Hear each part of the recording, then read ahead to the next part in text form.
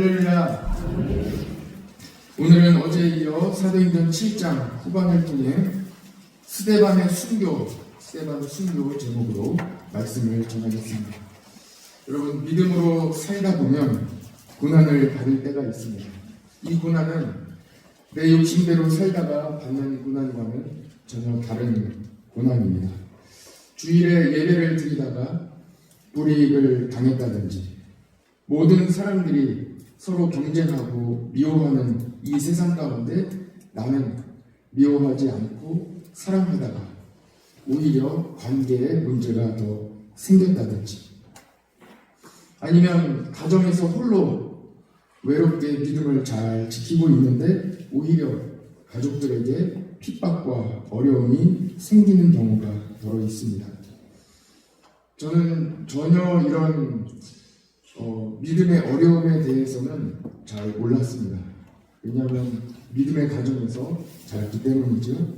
그런데 불교 고등학교에 다니면서 믿음을 지키는 것이 얼마나 어려운 일인지 알게 되었습니다.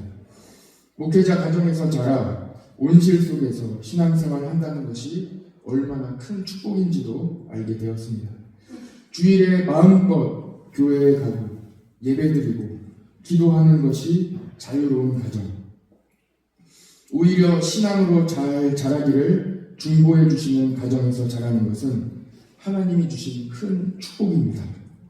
이러한 경험이 있었기 때문에 어렵게 신앙생활하는 분들을 보면 마음이 짠합니다.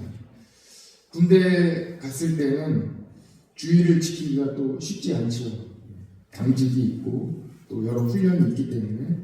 그럼에도 불교 고등학교에서 나는 훈련을 제대로 받았기 때문에 당직사령 완장을 차고도 주일에 예배 드리러 갔습니다. 부대에서는 저를 완전히 예수쟁이라고 이야기를 하기로 했습니다. 어려움은 늘 있습니다. 믿음을 지키다 보면 어려움은 같이 따라오게 되어 있습니다. 희생도 해야 되고 때로는 억울한 일도 당하게 됩니다. 목회를 하면서 교회에 들어온 이단을 막다가 고발당하여 유치장 신세를 지기도 했습니다. 믿음을 지키기 위해 생명 걸고 예배 한 번 드리기 위해 사업장을 닫거나 주일을 온전히 지키기 위해 하나님께 온전히 주일 하루를 드리기 위해 승진을, 직장을, 자신의 삶을, 건강을 다 내려놓는 믿음의 군사들을 또한 보게 됩니다. 이런 분들을 바라보는 시각이 만만치 않습니다. 이런 경우 듣게 되는 이야기는 적당히 하지, 지혜롭게 하지, 어느 정도 타협하지 하는 말을 때로는 듣게 됩니다. 신앙생활 적당히 하면 좋은데 뭘 그렇게 유난히 유별나게 하냐는 그런 이야기를 때로는 들을 때가 있습니다. 이런 이야기는 세상 사람들만 하는 것이 아니라 어떤 경우에는 예수님 믿는 사람들에게도 들을 때가 있습니다. 그런 경우에는 다소 힘이 빠지는 경우도 있습니다. 여러분은 어떠십니까? 정말 신앙생활 적당히 고난당하지 않을 정도로만 하면 될까요? 오늘 말씀은 그에 대한 답을 우리에게 주시고 있습니다. 전혀 그렇게 될 수가 없습니다. 믿음은 적당히 지킬 수 없습니다. 왜 믿음은 적당히 지킬 수 없을까요? 첫 번째, 하나님께서 고난의 길을 열어주시면 순종할 수밖에 없기 때문입니다. 오늘 스데반은 담대히 대제사장 앞에서 복음을 전합니다. 그리고 성령 충만하여 기쁨으로 순교합니다. 사람들은 말할 수 있습니다. 대제사장 앞에서 어느 정도 적당히 이야기하고 후일을 도모하여 일단 목숨은 부지하고 나중에 더 큰 일을 하면 되지 않겠느냐고, 그것이 더 지혜로운 삶이 아니겠냐고 말할 수도 있습니다. 네, 맞습니다. 그럴 수도 있습니다. 그러나 하나님께서 만약 예수 그리스도의 십자가의 길을 주신다면 순종함으로 담대히 복음 전하다가 그 십자가의 길로 갈 수밖에 없는 것입니다. 믿음의 고난은 내 힘으로 받는 것도 아니고 내가 받고 싶다고 해서 받는 것도 아닙니다. 오직 하나님께서 십자가의 길을 열어주십니다. 하나님께서 십자가의 길을 열어주시면 순종할 수밖에 없습니다. 두 번째입니다. 복음은 영원한 생명을 다루는 일이기 때문에 우리는 적당히 믿음의 길을 갈 수 없습니다. 소방관 영화를 본 적이 있습니다. 선대 소방관이 화재가 난 불구덩이 속으로 들어가면서 후배 소방관에게 이야기합니다. 소방관은 안에 사람이 있으면 들어가야 해 하고 이야기합니다. 소방관이 들어갈지 말지 고민하면 소방관이 아니라고 합니다. 복음은 생명을 살리는 일입니다. 스데반은 담대히 생명의 복음을 전했습니다. 스데반이 복음을 전하는 자리에 사울이 있었습니다.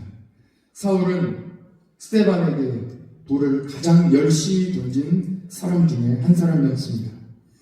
사울은 스데반이 순교한 이후에도 교인들을 잡으러 다녔습니다. 그 열심이 대단했습니다. 그러나 다메섹으로 가는 길에 사울은 부활하신 예수님을 만나고 바울이 되어 초대교회의 위대한 복음 전도자가 되었습니다. 스데반은 생명의 복음을 전하는 길에 고민하지 않았습니다. 내가 지금 복음을 전해야 하는지 말아야 하는지 고민하지 않았습니다. 복음은 영원한 생명을 다루는 일이기 때문입니다. 복음을 전하는 길, 만약 하나님께서 복음을 전할 기회를 열어주신다면 고민하지 않고 복음을 전하는 믿음의 성도를 오늘 보게 되는 것입니다. 세 번째입니다. 왜 우리는 적당히 믿음 생활을 할 수 없을까요? 세 번째, 적당히 해서 될 일은 아무것도 없습니다. 저는 명성교회에서 훈련을 받을 때 담임 목사님께서 늘 해주셨던 이야기가 생각이 납니다. 전도사 시절에 적당히 하다가 목사 안수 받으면 그때부터 제대로 해야지 이렇게 생각하는 교역자들이 있다는 거예요. 부목사 시절에 적당히 하다가 담임 목사 되면 생명 걸고 해야지 하는 사람이 있다고 합니다. 그런데 다 지켜보니 그렇게 안 되더라는 것입니다. 적당히 하던 사람은 언제나 적당히 하게 된다는 것이죠.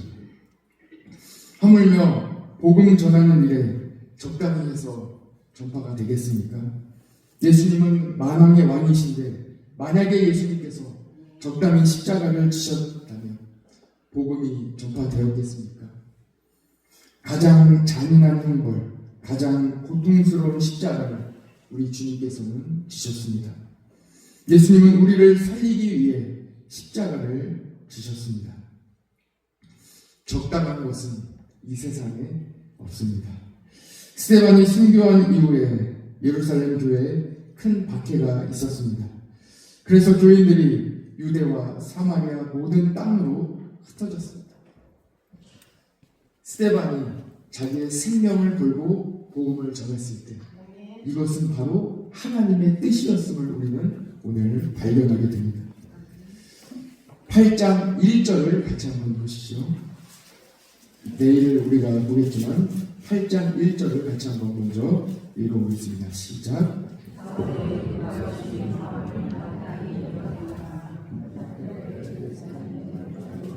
큰 박해가 있어 사도 외에는 다 유대와 사마리아 모든 땅으로 흩어지니라. 아멘. 여러분 보이십니까? 유대와 사마리아 모든 땅으로 흩어지니라. 발견하셨죠? 사도행전 1장 8절의 말씀이 그대로 이루어지고 있습니다. 기억하기 쉽습니다. 사도행전 1장 8절 거꾸로 하면 8장 1절입니다. 1장 8절의 말씀이 8장 1절에서 그대로 이루어지고 있습니다. 1장 8절에 이렇게 말씀하셨죠. 오직 성령이 너희에게 임하시면 너희가 권능을 받고 예루살렘과 온 유대와 사마리아와 땅끝까지 이르러 내 증인이 되리라 하고 말씀해 주셨는데 오늘 말씀에 스데반 집사님이 순교하고 그 이후에 교회, 예루살렘 교회에 핍박이 있으니까 그 다음에 어떻게 됐다고요? 온 유대와 사마리아로 흩어지게 된다. 예루살렘 교회가 박해를 받으면서 성도들이 온 유대와 사마리아로 흩어지게 됩니다.